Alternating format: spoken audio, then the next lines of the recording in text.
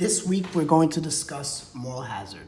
And very simply, moral hazard is described as the tendency for people to change their behavior with the presence of insurance. And so what it means is they're less likely to prevent or minimize their healthcare costs because they have insurance. And the reason why they do that is because insurance is supposed to protect you from a known loss. And so if you know you have protection from a loss, then you start to act differently. A good example is in car insurance. If you purchase car insurance and you have a car, you'll be more likely to speed and take risks and maybe speed through a yellow light than if you have the same car without car insurance, because you know if you get into an accident without insurance, you're gonna have to pay all of the costs, versus if you get into an accident with insurance, you'd pay less costs. So right from that standpoint, you know that the damage to your car is less money, and so you take more risks, you act differently. And that distortion is what we try to call the moral hazard. And we try to denote the difference between natural hazards, these are natural catastrophes, hurricanes, earthquakes, versus moral hazards, which is more about someone's personal behavior. They're careless, they have more fraud, and it leads to losses, which results in their personal decisions. These are personal decisions people are making. And you can correlate this directly to the case study we read around the prevalence of disease and the increase of costs, and how much obesity led to the increase of costs. And moral hazard does speak to giving people more insurance led to higher obesity rates, and the correlation there we'll talk about in the next few slides. So how do you connect moral hazard to health insurance? Insured people take risks when they have health that's similar to uninsured people would not take. So with the presence of insurance, you'll tend to take bigger risks, you'll tend to do different things, act differently. You know, this goes to like, I might skateboard more often, or I might ski down a more dangerous mountain because I have insurance, because I know that I'll be protected from that loss. And so this correlates directly to there was a demand for insurance because of the unknown, the fear of the unknown. The fear of the unknown drove people to get insurance, right? And then once you have insurance, if you're an efficient producer, you want to make sure that what you get in the payout is going to be just as much as you pay. You're going to fight as a consumer for actuarially fair insurance policy. So to do so, now you're going to change your behavior to make sure you're using up as much of your insurance policy as possible. And that change in behavior increases costs. And we talked about this with adverse selection. You need enough healthy people to pay for the sick people. But if the healthy people are buying insurance and they're being driven or pushed or motivated, incentivized to use as much insurance as they want as possible to be an efficient producer, then in effect, you're creating everyone to increase costs. And that's similar to what happened with the ACA. They moved 15% of the uninsured population into getting coverage through the Affordable Care Act. With the presence of insurance, people changed their behaviors and had more costs. And so the money that was supposed to be used to pay for the sicker people actually was being used up by the healthy people who had insurance but were just getting more services. And we describe that loss as a social loss. That's the downside of health insurance. Giving people health insurance, the downside is moral hazard. It's the way they change behavior because they now have an insurance card. So here's a pattern. So an individual faces some risk, some bad event that they think they're gonna get, right? And his actions can increase or decrease that likelihood. So there is a probability that I'm gonna get some kind of disease. And my actions can either help me prevent that disease or get that disease. Once I buy insurance, I know that insurance policy is going to pay out some sum of money, which will decrease my payout. And once my payout's decreased, then I've now have some sense of certainty around my healthcare costs for that year. So that is a price distortion because I'm paying less money out of pocket because I have the presence of the health insurance policy, and I know what I'm going to pay. I know what the money I'm gonna pay. So we call that a price distortion, which changes my behavior. So now I might be more likely to do the adverse activities that will increase the probability for me to get that disease because I know I have a known payout. And so that distortion leads to a change in my action. The insurance company cannot observe this distortion because when we set up our prices, like I told you last week, we set it up based on morbidity tables with known attributes as to how much a person is going to get sick. We do not know how to predict the change in people's behavior due to moral hazard because everyone changes differently based on utility, right? So this now is information asymmetry on the consumer side because they know they're going to change behavior and not act the same way that we think they're going to act with the presence of insurance.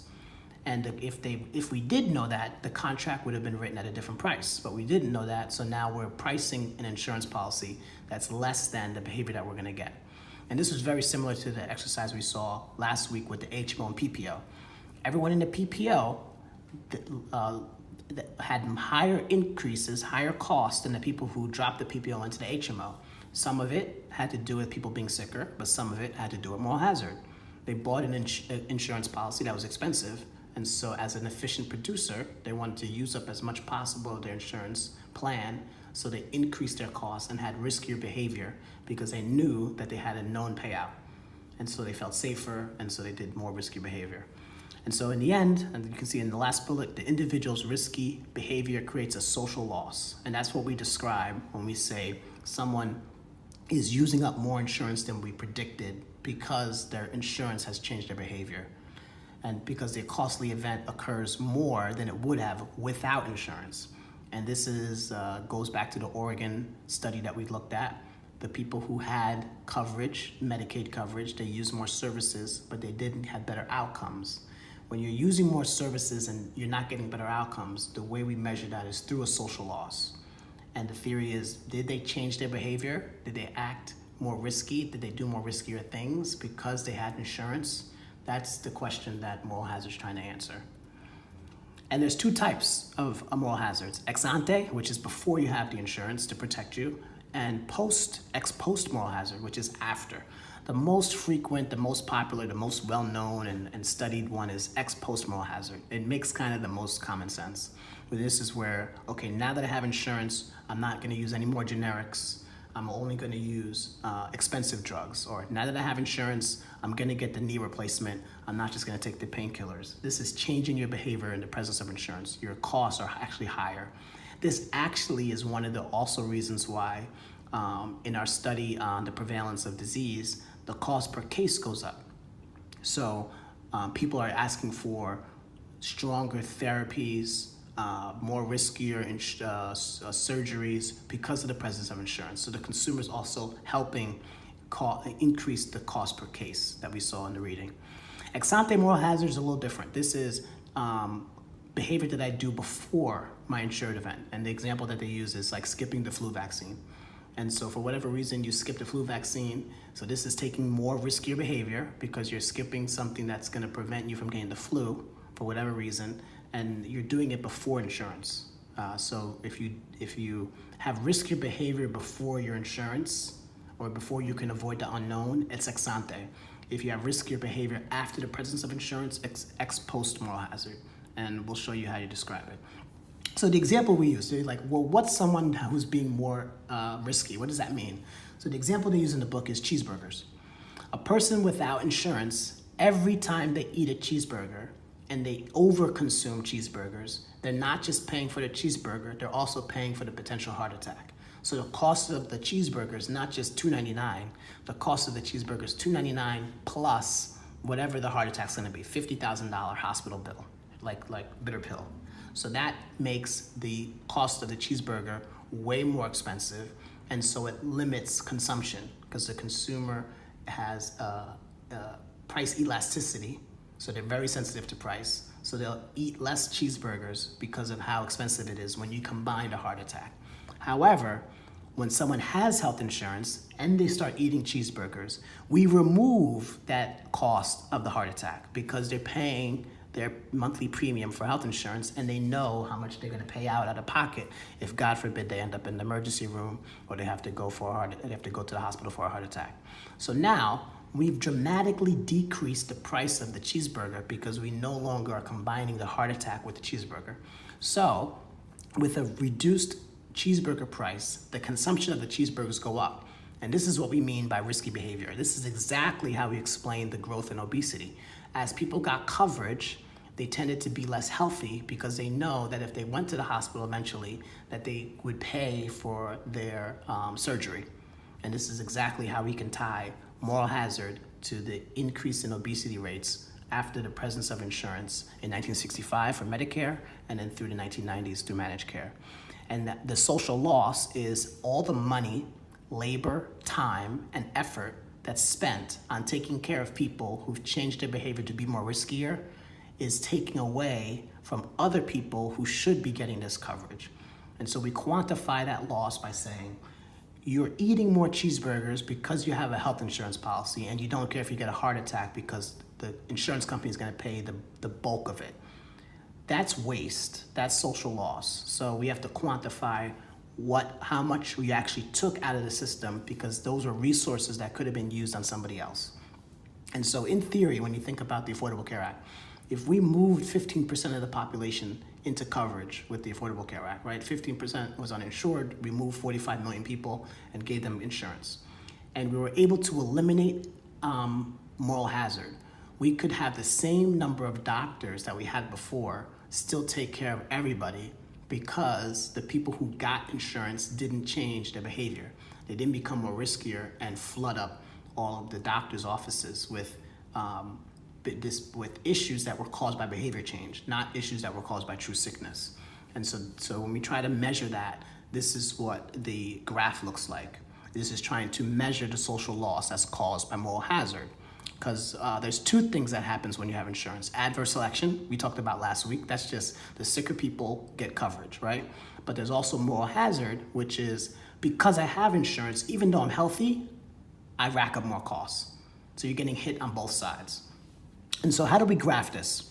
PI is I have insurance. So what's the price of the cheeseburger? It's less. And when I have insurance, the price of the cheeseburger is less, so I want to consume B on the demand curve. And so you can see PI goes out to B on the demand curve, and my quantity I is how many cheeseburgers I eat with insurance. Compare that to PU. PU is I'm uninsured, and so since I'm uninsured, it's not just a cheeseburger that I'm buying, I'm also buying some kind of heart attack down the line because I don't have insurance to pay the hospital bill. So I combine those costs together because I'm thinking about my eating and I have to stay healthy, right? It's sort of like car insurance. If I don't have car insurance, I drive the speed limit. I'm a very safe driver. Same thing with uninsured rate. If I'm uninsured, logically I tend to be healthy and I'll eat healthy, and so I won't eat as many cheeseburgers. So you can see PU, where A is on the demand curve, quantity U is much lower. And so if we look at the quantity change between QI, quantity of cheeseburgers eaten with insurance, versus QU, quantity of cheeseburgers eaten when you don't have insurance, that space dictates your social loss. And so the portions between A and B on the demand curve of consumption of cheeseburgers is how we quantify the loss. And we call it a loss because physicians and doctors and nurses and hospitals and whomever are going to be taking care of these patients when they shouldn't be. We've increased their risk of a healthcare crisis by giving them insurance. We're making people have a faster potential of getting sicker by actually giving them insurance, which is supposed to protect them from a loss. So it's very counterintuitive, but by giving someone insurance, which is supposed to eliminate the probability of them getting sick or the worry, we're actually increasing the probability that they will get sick because they change their behavior. So the vertical distance between PU and PI, that shows the extent of the price distortion. And this is what we talked about earlier in the class. Insurance distorts the price. This distance helps to determine the social loss from a moral hazard perspective. We want to shrink the distortion. The smaller we can make the distortion, the better people won't change their behaviors by the presence of insurance. And then we look at the angle between the demand curve DC and the vertical represents the extent of the price sensitivity. And so the angle just means, well, how sensitive is the person to the action, right? And so A straight line is inelasticity, no change, where you can see the angle of our demand curve has an angle where there is change and there is sensitivity, and you can measure that sensitivity. The larger this angle is, the more response behavior is to price distortions, and the larger the social loss and the moral behavior. So in this extent, not only do we want to limit the difference between P and I, we also want to limit the angle, because the bigger the angle means the bigger the change due to distortion. And so if you see two different examples, example A has a greater price sensitivity because look at how greater that angle is. So PU, PI has a huge distance between each other. So that means when I give that, and this is the example we had in class. Remember Jean-Baptiste? When the doctor, the visit went from $80 to they were paying coinsurance and it felt like $8. They went from like, I only want 35 visits all the way out to like 80 visits. And that was a huge change. And that's the same thing. When it was PU and I'm uninsured, or I felt like I'm paying uninsured prices because I'm paying the full amount, $80, I didn't want that many visits. But then when I was just paying $8, I wanted more than expected visits. I changed my behavior. That's exactly what we showed in class last week. And so you can see that big change, the bigger the difference between PI and PU, and the bigger the angle is, the greater the social loss. What we want to do is try our best to get it to look like B. And B, you can see there's a much shorter difference between PU and PI. And there's also a much sharper angle between A and B on the demand curve. The demand curve doesn't have as wide an angle. And that's good because then we're limiting the social loss. It's like unemployment rate. There's always going to be some social loss, but the key is to make it as small as possible. And that's what we show here in figure B. Price distortion and price sensitivity are minimal. Insured individuals bear most of the cost of their cheeseburgers, and their demand for cheeseburgers is not very sensitive to price. So in this case, there's still more hazard, but it produces less of a social loss. So this example is, even though I have insurance, I'm still not going to eat that many more cheeseburgers. So how do we now shrink the distance between the price with insurance versus the price without insurance and change the angle so that we can reduce social loss with the presence of insurance? And this is key for your papers because you want to give people insurance, but you just don't want to drive up costs because of it. So you have to think of ways to limit the social loss. So what determines the level of price distortion and price sensitivity? The extent of price distortion is a function of the completeness of insurance. So we talked about this. That's why we had to go through a class and explain the difference between actuarially sound insurance versus full insurance versus partial insurance. You will change your behavior based on how good or in how full and how actuarially sound your insurance is. So the fuller the insurance, the greater the price distortion.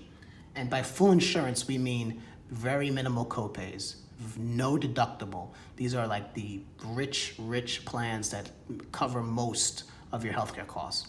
If the insurance covers less, like partial insurance or high deductible plans, you will have less price distortion because people pay more money out of pocket.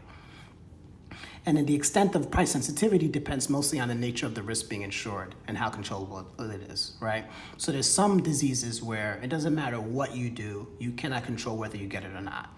There's other diseases which are more around determinants of health and are more behavior-based where you can control.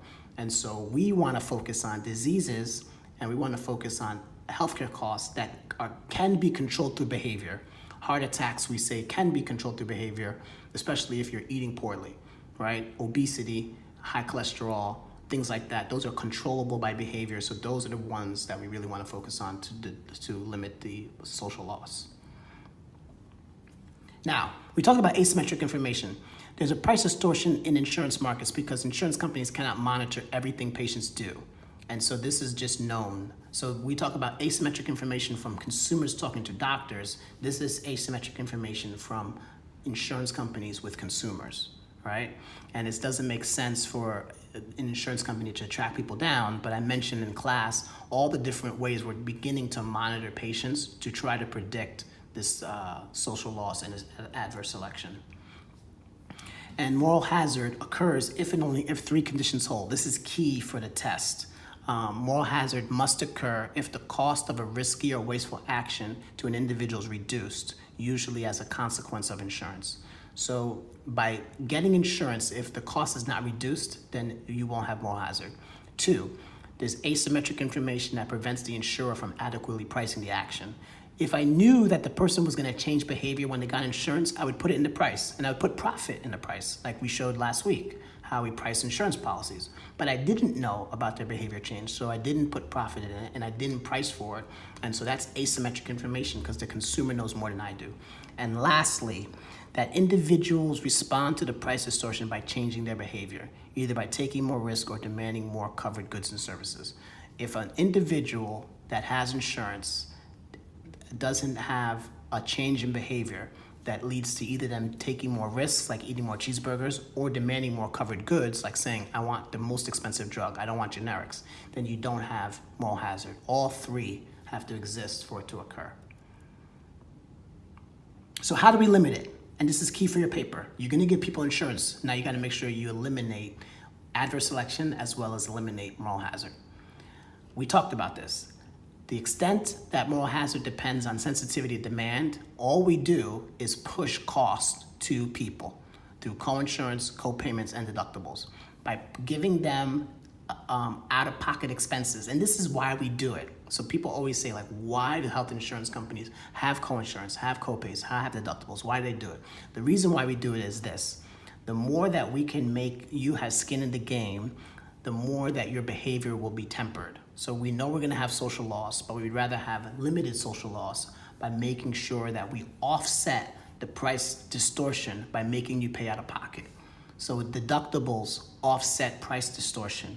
Coinsurance offset price distortion. Imagine the example we used with Jean-Baptiste, the doctor. Imagine it wasn't a 10% coinsurance. Imagine it was covered in full. So just with $8, they wanted a ton of visits. Now imagine it was 0, how many more visits they would want over the $8. So these are just things that we put in place to decrease the distortion. There's an economic reason why we have copays, deductibles, and coinsurance. This is just good, everyone knows we do it, but they didn't know the economic reason behind it. They're due to decrease social loss. And then the monitoring is, since we don't have information and there's an asymmetric information relationship between us and the consumer, we do tons of monitoring to try to get as much information as possible to fill the gaps. Coinsurance and copayments are two insurance contract provisions that maintain positive marginal cost for the insured. These plans effectively limit insurance coverage so that they are no longer full. So coinsurance and copayments, they make full insurance into partial insurance. That's just the key. And all we're trying to do is decrease the change in behavior that someone has when they have an insurance policy. And so let's look what happens when someone has cost share and the graph. So you see P, we know U, and we know quantity, right? Without insurance, the individual would consume at point QU. And that's because they're gonna pay out a lot, so they do less. Every unit of medical care he consumes would provide at least as much marginal benefit as marginal cost. But with full insurance, his marginal cost of medical care from his perspective falls to 0 because he's not paying anything out of pocket.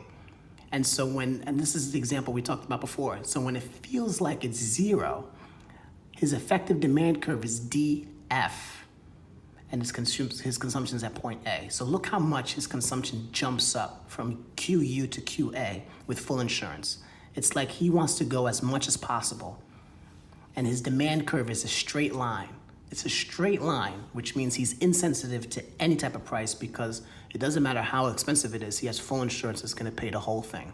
So he goes from QU, which is a very small quantity of healthcare, all the way up to QA, and he's insensitive to any kind of price because regardless of how much it costs, he has full insurance.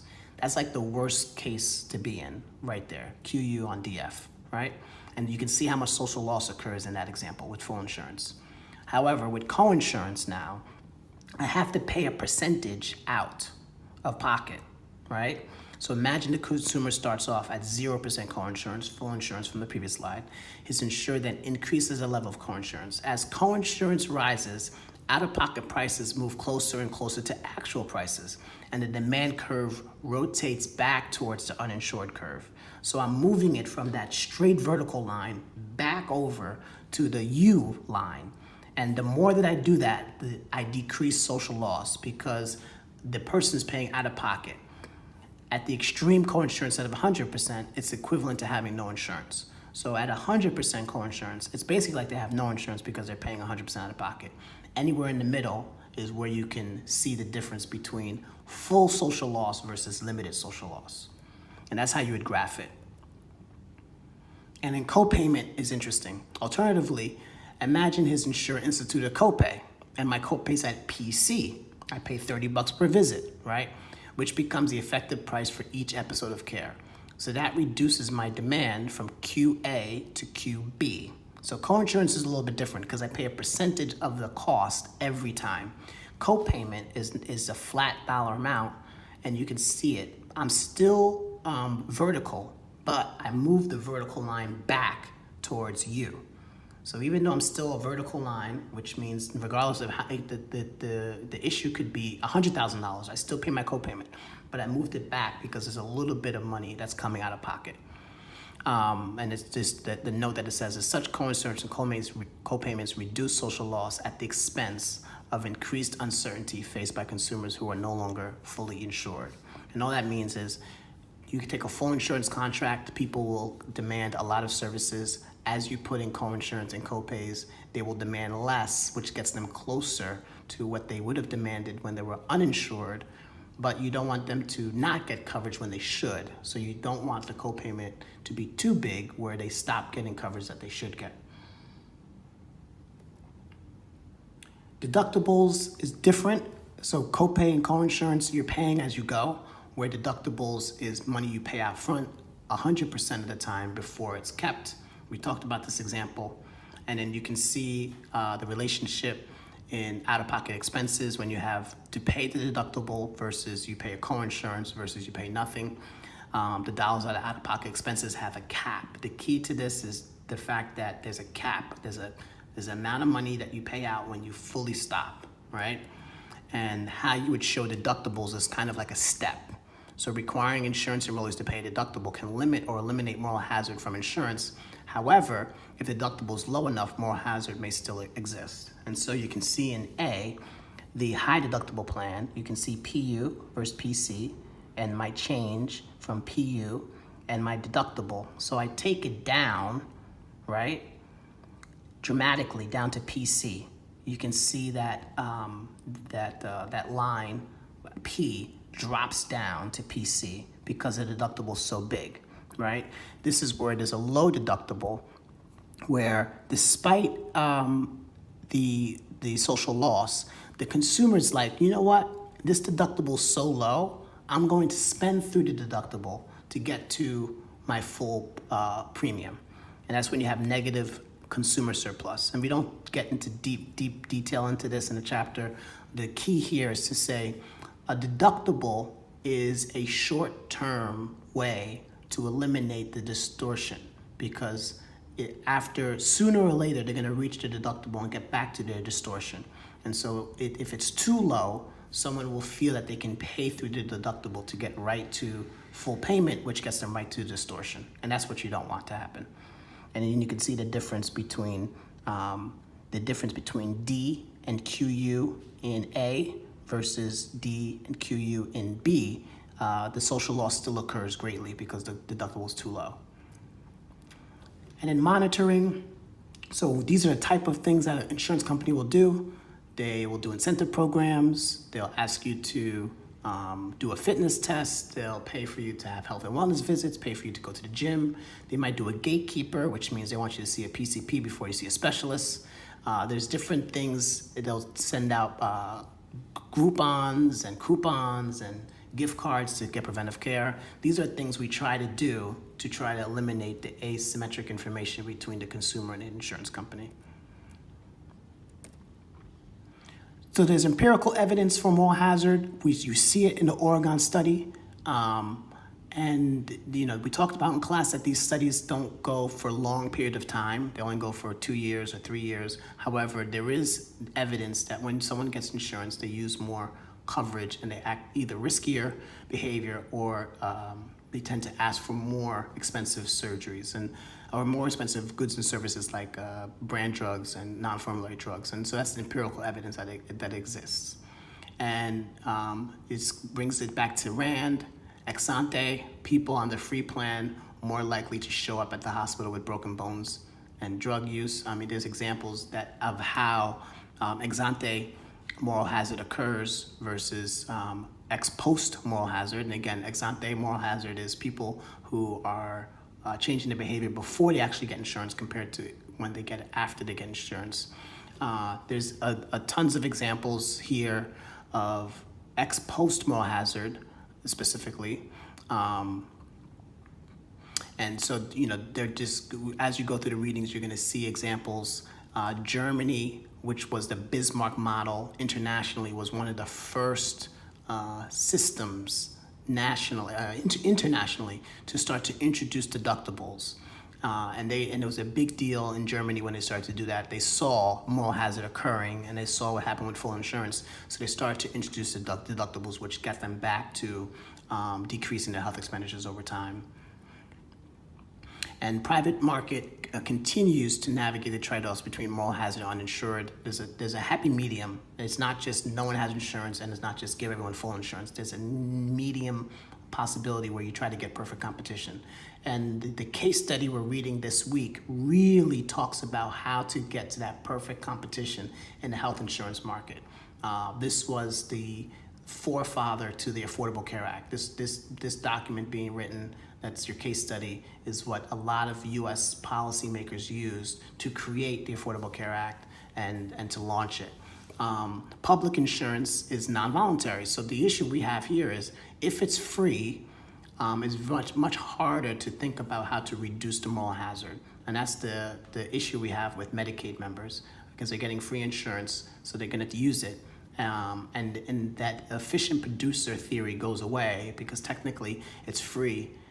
So they're going to use it regardless. They're not paying money into it, and it's very hard to measure utility for something that's getting free from the government.